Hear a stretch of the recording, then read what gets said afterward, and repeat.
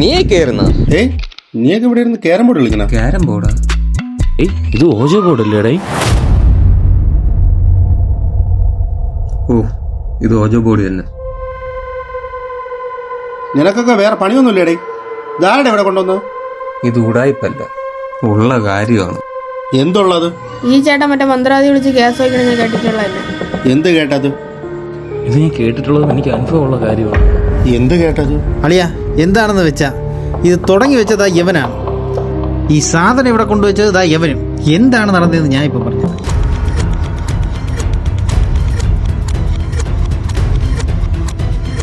എന്റെ പൊന്നളിയ, ഈ ഉടായ്പം പറഞ്ഞാണ് ഇവ എന്നെ ഇവിടെ വിളിച്ച് കയറ്റിയിരുത്തിയത്. ഇത് വിശ്വസിച്ചേ പറ്റൂ.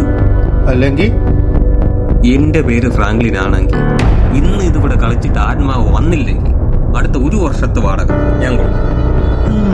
അടിപൊളി, തള്ളി വെച്ചോട്. എന്നാ നീ തുടങ്ങിക്കും. ശരി, തുടങ്ങാം. അതിനു മുമ്പ് ഒരു കാര്യം, വിശ്വാസത്തോടെ വേണം ഇവിടെ ഇരിക്കാൻ. ശരി, ഇരിക്കാം.